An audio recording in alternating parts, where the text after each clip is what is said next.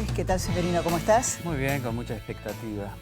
Sí, es realmente un país con un clima bastante extraño porque nos estamos acostumbrando a escuchar cosas tremendas día a día. Por ejemplo, hay un juez, el doctor Alfredo López, que en Mar del Plata dijo, hay un plan de desestabilización preparado para correr a Vidal y molestar al gobierno, nada más y nada menos.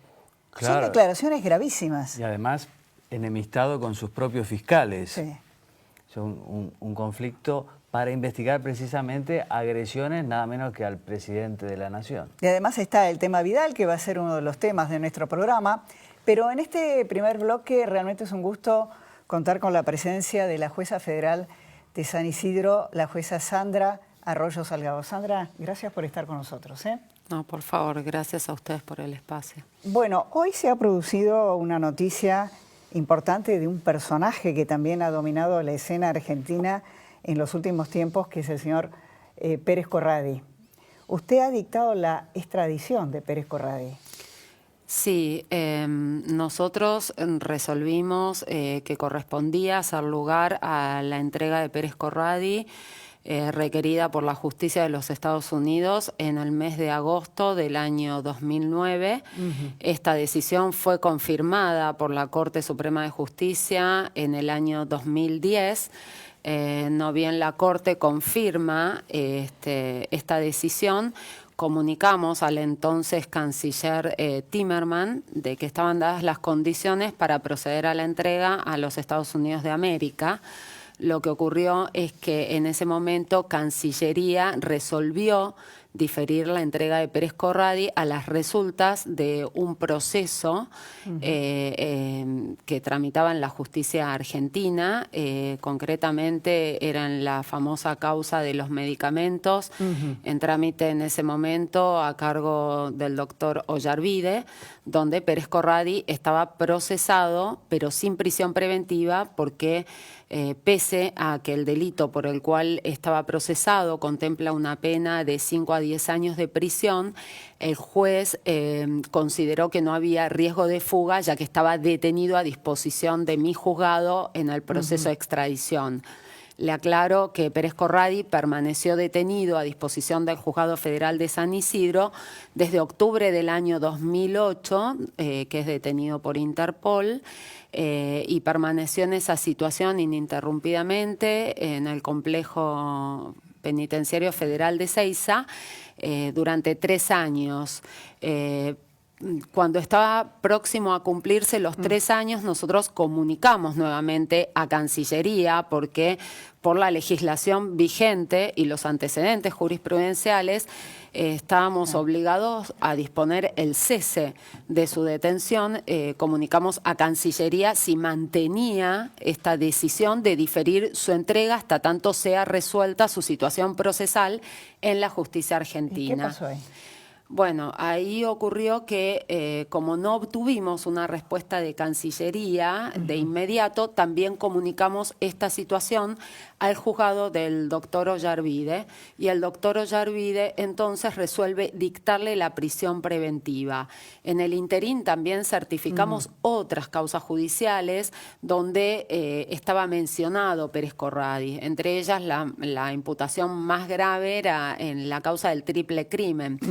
Pero allí el fiscal, que entonces tenía la investigación a su cargo, el doctor Vidone, nos informó que Pérez Corradi no estaba formalmente imputado en ese expediente. Cancillería mantuvo su criterio de diferir la entrega a Estados Unidos y ocurre que la Sala 2 de la Cámara Federal de Capital, los doctores Catani, Irurzún y Fará, le ordenan a Ollarvide darle la libertad a Pérez Corradi porque entendieron que no había riesgo de fuga, que bastaba con la imposición de una caución real que el juez le impuso en 100.000 pesos. Pérez Corradi la pagó en el día y obtuvo su libertad. Y bueno, lo que ocurrió es que después, en marzo, Pérez Corradi queda en libertad, si mal no recuerdo, el 15 de diciembre del 2011, Y el 27 de marzo del 2013, el Juzgado de Garantías de Romero y el fiscal Vidone nos informan que habían librado su detención porque estaba imputado en la causa del triple crimen. Y bueno, a partir de ahí permaneció prófugo. Ya se había ido. Hasta, claro, se había ido, y ocurre que desde que fue reintegrado a Argentina por la policía paraguaya, donde fue detenido en la República de Paraguay, se encuentra en una situación que no está del todo clara ante la justicia argentina, porque en la causa de los medicamentos está todavía en trámite, pero bueno, sin una prisión preventiva, y en la causa de la jueza Servini de Cubría aún no se ha resuelto su situación procesal, no está procesado con prisión preventiva, con lo cual correríamos el riesgo nuevamente que en caso que la jueza disponga su falta de mérito o algún otro tipo de pronunciamiento, el riesgo es que el Estado argentino incumpla con su compromiso internacionalmente asumido. Ahora, esto depende de la canciller. Sí, es una ¿Extraditarlo decisión exclusiva y excluyente de Cancillería. Ella puede resolver entregarlo a las autoridades judiciales de Estados Unidos o diferir nuevamente su entrega hasta tanto la justicia argentina defina la situación de Pérez Corradi en los Obviamente, procesos. imagino que Pérez Corradi no quiere ir a los Estados Unidos. Debe querer quedarse acá en Gendarmería. En la actualidad desconozco. En el proceso de extradición en su momento, en todas las audiencias que se hicieron, se opuso a la entrega a Estados Unidos. E ¿Por incluso, qué? bueno, Puede en el conocer otro juicio, país, ¿no? Desconozco cuál es su postura actual. En el proceso de extradición se negó a la entrega, y bueno, fue también el planteo de la defensa en el juicio de extradición mismo, e incluso fue la defensa la que recurrió la decisión del juzgado federal y por eso llega a la Corte, y la Corte finalmente confirma la decisión de que sea entregado. Ahora, es un personaje pesado, digamos, ¿no? Es un personaje complejo, difícil, Pérez Corradi. Mire, se encontraba mencionado en distintos expedientes, por eso nosotros, previo a resolver el cese de la detención preventiva, certificamos todos esos expedientes. Estaba mencionado en una causa de amenazas ante la justicia criminal, y nos informaron que había sido sobreseído. También en una causa en trámite ante la Justicia Penal Económico por contrabando de estupefacientes, también nos informan allí que no estaba formalmente imputado. En la famosa causa de la efedrina, en trámite en el Juzgado Federal de Campana, nos informaron que tampoco estaba formalmente imputado. Y bueno, en la del triple crimen también nos informaron eso, y bueno, luego deliberado, 3 meses después, se dispone su detención. Y en la causa de los medicamentos está procesado por lavado de activos, encubrimiento agravado. Ahora, si él, por ejemplo, la canciller Malcorra no hiciera lo mismo que el canciller Timerman y dispusiera la extradición, ¿se extinguirían todas las acciones contra él acá en la Argentina o seguiría siendo investigado acá? No, extinguir no se extinguirían. Sí pueden comenzar a correr los términos de la prescripción, pero de acuerdo, eso depende mucho de la gravedad de las imputaciones, el tiempo que tendría que transcurrir para que eso ocurra. Por eso nosotros, cuando cursamos esta comunicación a la canciller Malcorra, dado que el tratado bilateral establece la posibilidad de que el Estado que concede la extradición acuerde condiciones con el Estado requirente, en este caso sería con Estados Unidos, le sugerimos 2 condiciones. Una, que sea alojado en un establecimiento carcelario de máxima seguridad, tanto por los planteos que su defensa viene haciendo recurrentemente en punto a los riesgos por su seguridad, como por la gravedad de las imputaciones que tendría en la justicia argentina y también en Estados Unidos, y por el antecedente de fuga, que ella permaneció 4 años prófugo. Y a su vez sugerimos otra condición, que es que el Estado requirente, es decir, Estados Unidos, se comprometa a concluir con su proceso con la mayor celeridad, remitiendo informes periódicos sobre los avances. Pero una vez definida su situación ante la justicia norteamericana, se ha reintegrado, bueno, en ese estado que va a permanecer allí de privación de la libertad, para evitar que otra fuga también determine, bueno, sería la prescripción impactante otra fuga de Pero Pérez puede Corradín, ocurrir, digamos. Puede ocurrir, no es un personaje menor, ¿no? Bueno, nosotros tomamos esta decisión porque yo entendí que era nuestro deber funcional, dado la decisión que ya había tomado el juzgado y la Corte, comunicar nuevamente, dado el cambio de gestión en Cancillería, a ver si la decisión continúa siendo el diferimiento de su entrega o si se efectiviza la misma. Y frente a la indefinición que hasta hoy tiene la justicia argentina, pues no nos olvidemos que hace más de un mes que está en nuestro país y sigue declarando sin que hayamos tomado conocimiento de que haya sido efectivamente procesado en base a alguna imputación, ¿no? Sandra, le quiero mostrar un momento del cual usted es protagonista en marzo del 2015. Si usted me acompaña, vemos ahora el tape y seguimos con el tema. Veámoslo, por favor.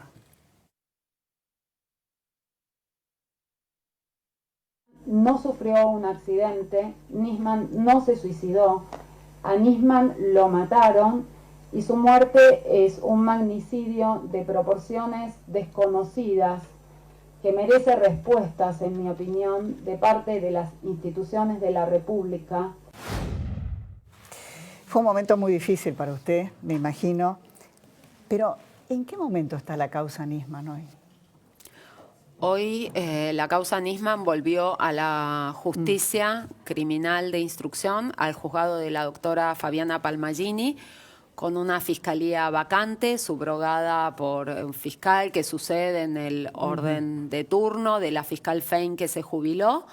Y en mi opinión esto afecta muchísimo a la definición de esta investigación. Hoy le diría que estamos en la misma situación casi que en marzo. Tal vez peor. De ese año. Y peor, a ver, hubo una decisión de la jueza Palmagini que, en mi opinión, no fue clara porque no afirmó con certeza lo que nosotros entendemos que ya está probado científicamente en el expediente, y es que este hecho se trató de un homicidio y, como dije en ese momento, un magnicidio, porque es un hecho que entiendo que casi la mayoría de la sociedad argentina coincide, es un hecho de gravedad institucional. Eso es cierto, la mayoría de la sociedad, pero usted dice que está aprobado para usted en el expediente. Sí. Está aprobado con la prueba científica producida, la querella en marzo del año 2015 procuró un peritaje interdisciplinario que llevaron adelante médicos legistas, los doctores Raffo y Ravioli y el criminalista Salcedo, y ellos allí concluyen que se descarta la hipótesis suicida, o sea, fue una muerte violenta, y de acuerdo a el trabajo que ellos hicieron en base a la evidencia a la que tuvieron acceso por las fotografías tomadas por la Policía Federal Argentina cuando fue encontrado el cuerpo de Nisman, en base a las fotos y al video de la autopsia y otros elementos de prueba, como aquel que determinó que no había rastros de pólvora en las manos de Nisman y que siempre que esa pistola es percutada deja rastros, concluyeron que esto era un homicidio. A esto se suma una importante cantidad de otras pruebas que son desatendidas, pues yo entiendo que el error que se cometió es, bueno, primero y fundamental, que no se preservó la escena del crimen. Sí, claro. Sí, eso fue un desfile de gente y fue públicamente expuesto el video inicial. Bueno, a partir de allí se perdió mucha evidencia, pero la que se pudo rescatar debiera ser integrada con otros elementos que tienen que ver, para sintetizarlo, con las alteraciones de sus celulares y de su computadora, que demuestran el grado de infiltración que tenían sus aparatos de comunicación, como así también su herramienta de trabajo. ¿Todavía sobre eso? Sí, se hicieron peritajes y el resultado es que es inexplicable la cantidad de maniobras de borrado seguro que sufrieron estos aparatos. Es como si el celular hubiera nacido ese domingo 18 de enero del 2015. Claro, por eso usted dice que es un magnicidio y una maniobra o un asesinato muy sofisticado, porque habrían participado, dice usted, muchas personas y muchas organizaciones, ¿no? Para hacer todo eso, digo. Bueno, es que en realidad a la infiltración en sus aparatos de comunicación y en su computadora de trabajo, a las alteraciones que sus registros tienen, se suma el contexto de amenazas vigente y que estaba denunciado desde agosto del año 2012, que de alguna manera anticipaban todo lo que después sucedió, y no podemos descontextualizar el momento en el que esta muerte ocurre, que es a 4 días de haber radicado él una denuncia por encubrimiento contra la entonces presidenta de la Nación y parte de varios funcionarios del gobierno anterior, justamente por el delito de encubrimiento del atentado terrorista de la AMIA, y el día previo a tener que presentarse delante del Congreso a dar cuentas de esa denuncia. Esto no puede ser desatendido. ¿Eso habría sido, según usted, el motivo del asesinato de Nisman? Pudo haber sido uno de los motivos. A ver, lamentablemente hoy estamos con una investigación que está nuevamente en la justicia común, con un paso por la justicia federal, con una reciente decisión de la Cámara de Casación de los doctores Garrigós de Rébori, Magariños y Morín, que haciendo lugar a un planteo de el imputado testigo Lagomarsino, devuelven el expediente a la justicia común. Y con un recurso extraordinario que hemos presentado tanto la Fiscalía como las querellas, un recurso extraordinario para que intervenga finalmente la Corte y que la Corte se pronuncie en punto a quién es el juez que debe intervenir a cargo de esta investigación. Porque... Ahora, Sandra, esto es increíble lo que usted está contando, porque en cualquier país del mundo que uno le dice, el tema Nisman causó un gran impacto internacional. Cualquiera que haya salido del país le preguntaban del caso Nisman como si fuera un caso casi a nivel popular. Que no sepamos siquiera, no quién lo mató, que no haya un pronunciamiento de la justicia para saber si se mató o no se mató. Es increíble.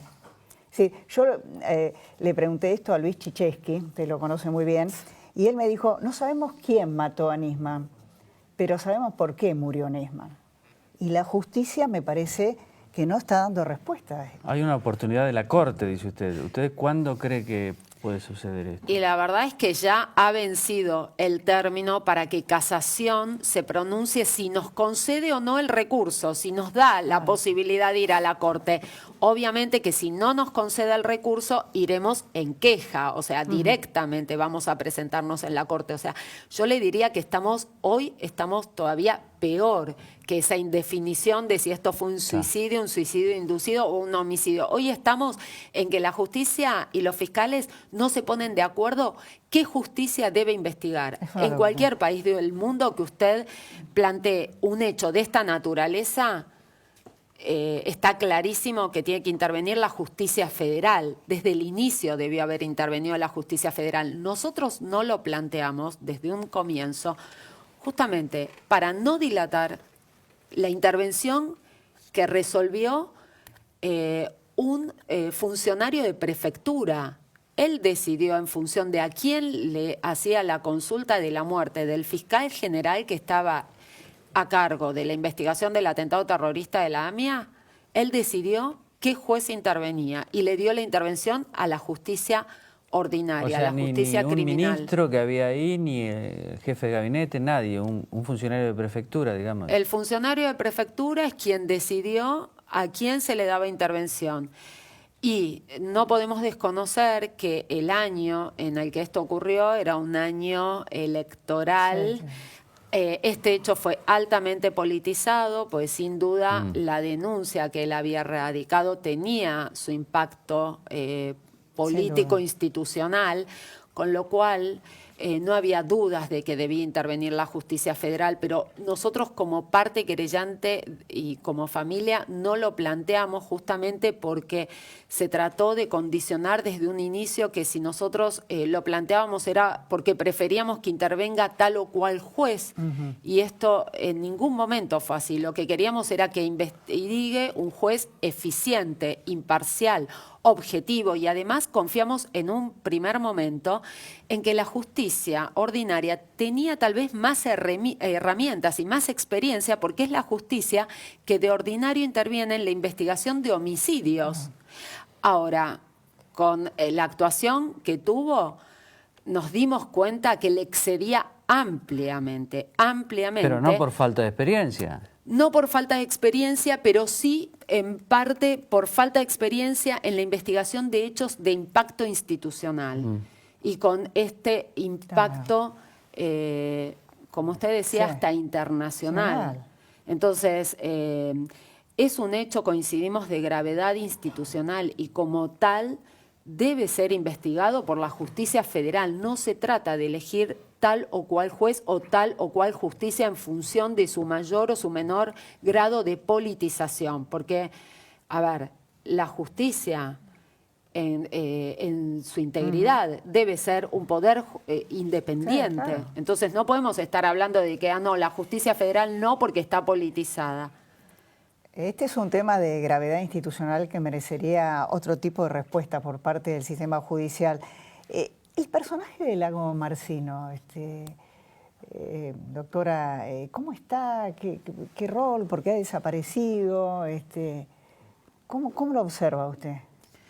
Es una situación confusa en la que Lago Marcino se encuentra en este expediente, porque está imputado por la facilitación del arma, pero no está indagado, solo ha declarado como testigo, en testimonial, porque él se presentó al otro día del hallazgo espontáneamente ante la fiscal para declarar que Alberto Nisman le habría pedido un arma prestada para proteger, porque tenía temor por sus hijas. Nosotros sabemos, y lo venimos diciendo desde el comienzo, que sabemos que Lago Marcino está mintiendo, porque por el grado de relación que tenía con Alberto Nisman, es impensado que él no supiera que sus hijas estaban en el exterior, de manera tal que eso que él declaró de que le pide el arma porque al día siguiente, porque el domingo podía ir a pasear con sus hijas y tenía miedo que algún loquito cometiera algún acto de agresión y como un acto de defensa tener un arma. Sabemos que está mintiendo y ha ocultado muchas cosas que tienen que ver Ahora, con... es un personaje oscuro, usted lo ha vinculado a él con los servicios de inteligencia. Yo declaré oportunamente en el expediente lo que yo sabía en punto a cómo él llega a la vida de Nisman. Y justamente llega a raíz de una persona que estaba vinculada a los servicios de inteligencia. Él es quien se lo recomienda a Alberto Nisman para que justamente lo asesore en el tema informático. Y él es quien sincronizaba todos sus aparatos de telefonía celular, cada vez que Nisman viajaba, tenía acceso a todas las claves de su computadora, y es quien, hacía los backups de su computadora. Entonces, y era quien debía procurarle la seguridad informática. Entonces yo me planteo qué tipo de trabajo él estaba haciendo al lado de Nisman. Y si el trabajo que hacía era el que realmente él declaró, bueno, es altamente ineficiente, pues hacía muy mal su trabajo, porque no, las computadoras de Nisman, los celulares no tenían ningún tipo de protección informática. Ahora, doctora, yo le quiero plantear esto, ¿no?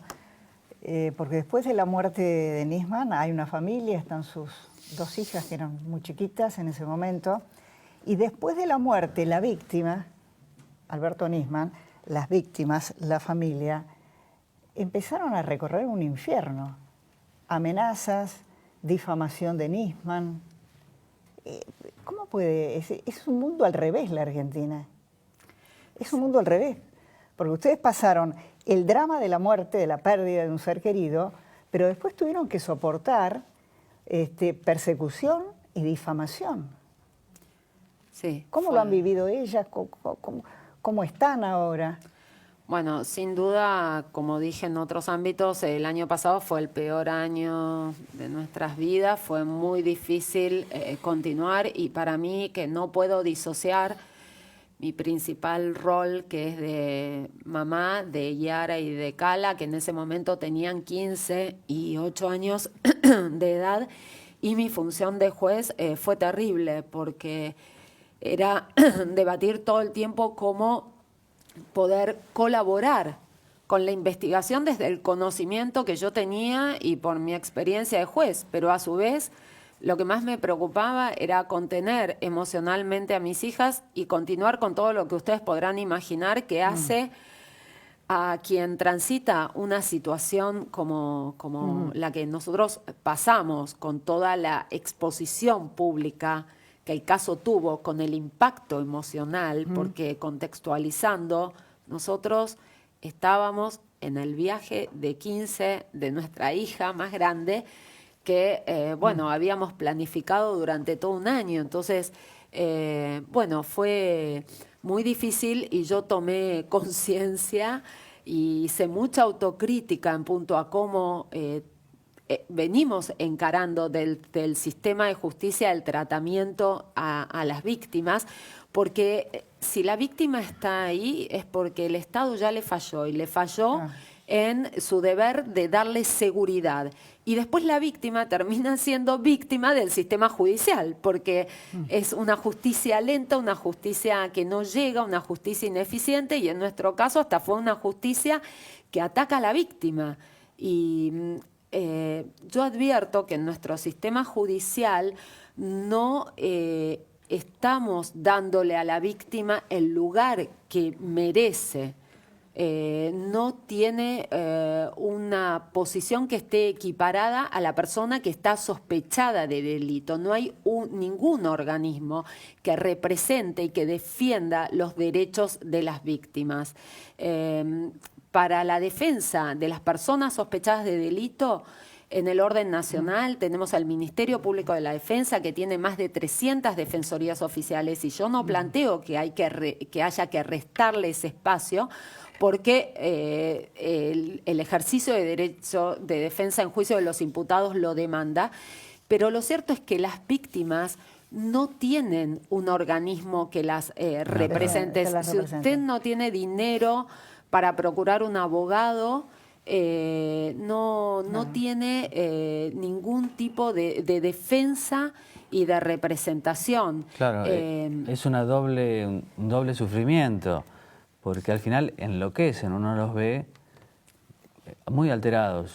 Y muchas veces se pretende de la víctima que lleve adelante la investigación. En nuestro caso nos han reclamado recurrentemente lo que hacía o no hacía la querella, cuando en realidad muchas veces la víctima ni siquiera está. O sea, que hablar del principio de igualdad de armas en el proceso es una falacia, porque la víctima no está, y tal vez la que sí está es su familia, que está impactada emocionalmente y que no puede defender su lugar, su situación, porque hay cosas que desconoce. El año pasado mis hijas además fueron víctimas directas de una cantidad de actos de violencia institucional de distintos funcionarios del gobierno anterior, que han hecho declaraciones, desprestigio de medios de comunicación social, y nadie las pudo, o sea, yo hice lo que pude, pero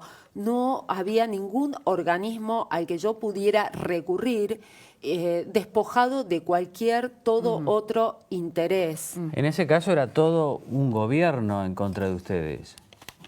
Sí, encabezado por la propia expresidenta. El hecho fue altamente politizado y eso afectó muchísimo al avance de la investigación y al poder contar con una investigación seria, objetiva, imparcial. Y en resumen, ¿usted cree que Cristina, cuál es el papel en todo este magnicidio, concretamente? La verdad es que nosotros no podemos, todavía no pasamos los primeros tramos y no podemos afirmar ningún tipo de imputación. Lo que nosotros estamos pidiendo es que se haga una investigación seria, que se valore la prueba en forma como lo impone el código.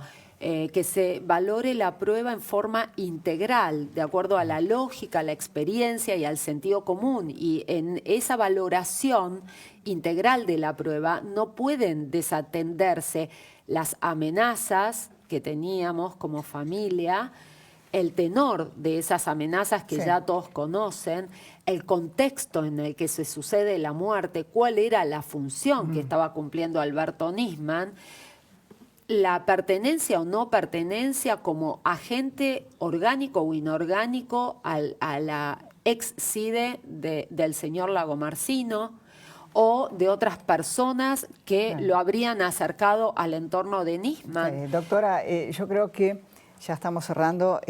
Ni el país, ni las instituciones, ni ustedes como familia, ni sus hijas se pueden dar el lujo de no saber qué pasó con Nisman. Sería una gran frustración a nivel personal, humano, pero como país también. Sí, esto lo tenemos que entender. Y para nosotros, frente a tanto dolor, lo que es muy importante es tratar de encontrarle algún sentido a esto que pasó, pues la verdad que con toda la manipulación que hubo y el tiempo transcurrido, es muy difícil, ¿no? Si bien vamos a seguir trabajando con todas las posibilidades que tenemos a nuestro alcance para que se llegue a la verdad y a los responsables que están detrás de esto, pero sería muy importante que la gente en general, que todos tomemos conciencia de la importancia de que haya un mayor compromiso ciudadano en impulsar este espacio para que las víctimas de delito tengan reconocido en los procesos judiciales un espacio en paridad y herramientas de defensa de sus derechos a la búsqueda de la verdad, porque cualquiera de nosotros en cualquier momento puede ser víctima de un hecho que le cambie la vida para siempre. Jueza, muchísimas gracias por haber estado con nosotros. Muy amable. No, por favor, buenas noches. Ya continuamos.